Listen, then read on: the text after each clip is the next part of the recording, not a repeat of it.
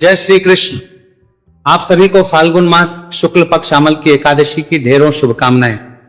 प्रिय दर्शकों, आज के इस वीडियो में हम बात करेंगे कि अमल की एकादशी का व्रत आपने कब करना है, व्रत किस विधि से करना है।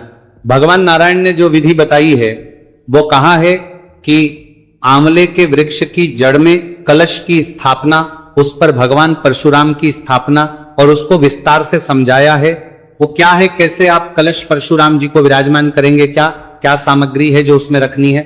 विशेष बात इस वीडियो में यह होगी कि यह बताया जाएगा आपको कि आंवले का वृक्ष यदि ना हो तो क्या करें, क्योंकि आंवले का वृक्ष सभी के घरों में तो होता नहीं और एकादशी तो सभी सनातनी घरों में की जाती है।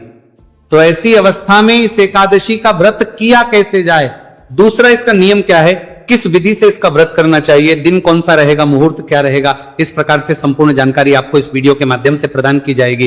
इस पूरी जानकारी का आधार पद्म पुराण है, जहां भगवान विष्णु के द्वारा स्वयं संपूर्ण विधि के बारे में बताया गया है। इसीलिए यह विधि महत्वपूर्ण है, तो इसे ध्यान से सुनिएगा। और इसी कारण से ये एकादशी अन्य सभी एकादशियों से भिन्न हो जाती है। तो आप ये समझने की भूल ना कीजिएगा कि जैसे बाकी सब एकादशियों का पूजन किया वैसे ही इसका भी पूजन होगा, नहीं अलग होगा, मंत्र भी अलग होंगे। तो आइए जानकारी आरंभ करते हैं।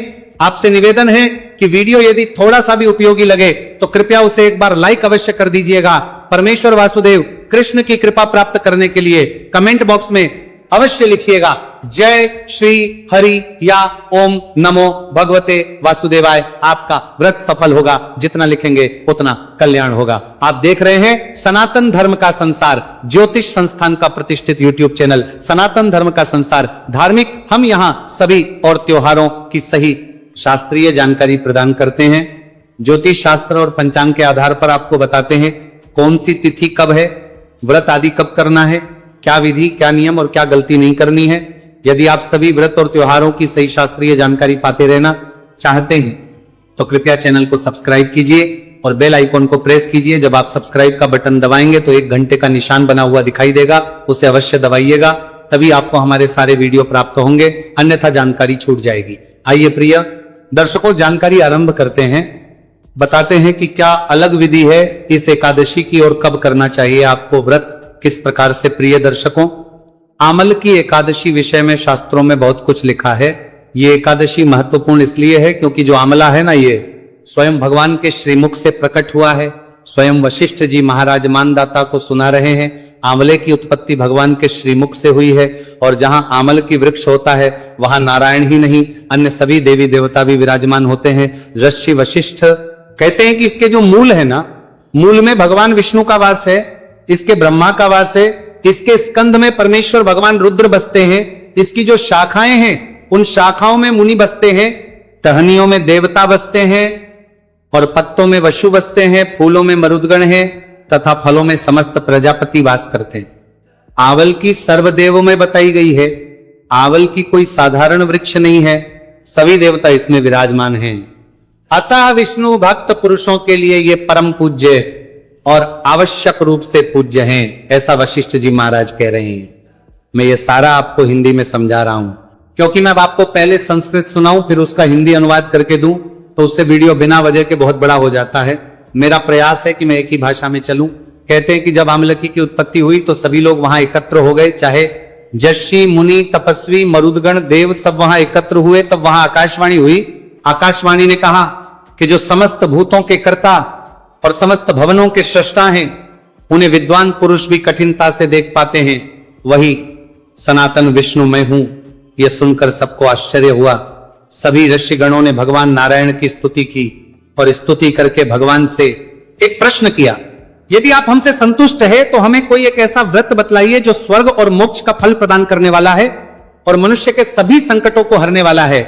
तो भगवान श्री विष्णु बोले, महर्षियों फाल्गुन शुक्ल पक्ष में यदि पुष्य नक्षत्र से युक्त द्वादशी हो तो वह महान पुण्य देने वाली हो और बड़े पातक को नाश करने वाली होती है।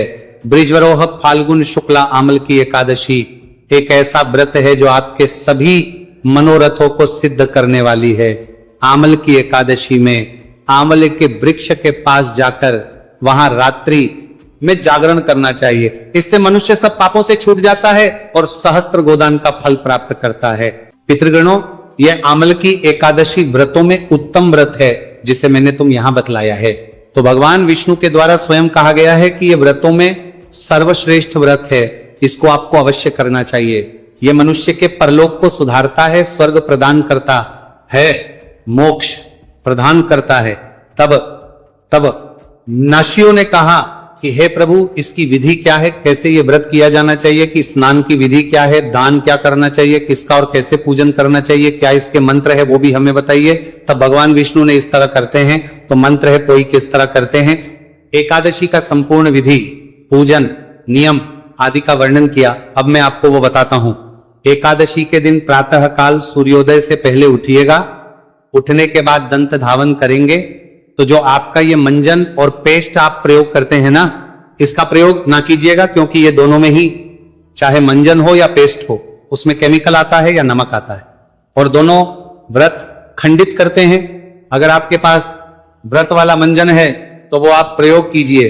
भगवान कहते हैं कि मन ही मन पहले उठ के ये संकल्प करना चाहिए कि हे प्रभु, मैं आज एकादशी को निराहार रहकर दूसरे दिन भोजन करूंगा और इस प्रकार से ये व्रत करूंगा, मुझे आप अपनी शरण में रखे। आप स्नान आदि करेंगे, स्नान की विशेष विधि यहां भगवान ने कही है। भगवान कहते हैं कि चाहे आप स्नान घर में करें, नदी पे करें, पोखर में करें, कुएं पे करें, आपको मृत्तिका लगाकर, शरीर पर मिट्टी लगाकर स्नान करना चाहिए। अब आप कहेंगे पंडित जी मिट्टी कहां से लाएंगे? आज के समय में आप सभी के घर में तुलसी का पौधा होगा, वहां से थोड़ी सी तुलसी की मृत्तिका ले लीजिएगा, मिट्टी ले लीजिएगा, उसे मिट्टी में मिला लीजिएगा, या आप उबटन बना लीजिएगा, उबटन का प्रयोग कर लीजिएगा। यही कहूंगा कि आप कहीं से भी कोई भी मिट्टी लगा के स्नान करें, पर जो विधि है यहां पे मैं वो बता रहा हूं, और उसका आज के समय के हिसाब से क्या आप उसमें कर सकते हैं वो भी साथ में बता रहा हूं। तो आप उबटन का प्रयोग कर लीजिएगा, और मंत्र जो है ना, इसको अवश्य आपने उस समय पढ़ना चाहिए। अगर आप संस्कृत में ना पढ़ पाए तो आप देख लीजिए, मैं आपको हिंदी भी इसकी बता देता हूं, उसको आप हिंदी में आप मन ही मन बोल लीजिएगा। मृत्यु के इसका अर्थ है कि हे वसुंधरे, तुम्हारे ऊपर अश्व और रथ चला करते हैं, तथा वामन भगवान ने, वामन अवतार के समय भगवान विष्णु ने तुम्हें अपने पैरों से नापा था, अर्थात तुम पर भगवान के भी पैर पड़े हैं। हे मृत्यु, के मैंने करोड़ों जन्मों में जो पाप किए हैं मेरे, उन सब पापों को हर लो, उन सबका नाश कर दो। ये मंत्र बोलते मिट्टी शरीर पर लगाएं और उसके बाद स्नान करें। स्नान का भी एक मंत्र है जो भगवान के द्वारा कहा गया है। जल की यधिष्ठात्री देवी माता संपूर्ण भूतों के लिए जीवन हो, वही जीवन जो स्वेदज और उद्भिद जाति के जीवों का भी रक्षक है। तुम रसों के स्वामिनी हो, तुम्हें नमस्कार है। आज मैं संपूर्ण तीर्थों, कुंडों, झरनों, नदियों, देव संबंधी सरोवरों में स्नान कर चुका हूं। मेरा यह स्नान उक्त सभी स्नानों का फल देने वाला हो। इस प्रकार से निवेदन करते हुए आप स्नान का जल अपने शरीर पर डालते हुए स्नान कीजिए। स्नान करने के बाद स्वच्छ वस्त्र धारण कीजिए। माता तुलसी पूजन करेंगे, अर्थात माता तुलसी को जलादि अर्पित कीजिए। एकादशी के दिन तुलसी पत्र नहीं उतारने हैं, नहीं तोड़ने हैं, और द्वादशी के दिन भी नहीं। एकादशी को तुलसी पूजन कर सकते हैं, मां तुलसी को जलादि दे सकते हैं। आगे भगवान कहते हैं कि विद्वान पुरुषों को चाहिए कि वह परशुराम जी की सोने की प्रतिमा बनाए, और प्रतिमा अपनी शक्ति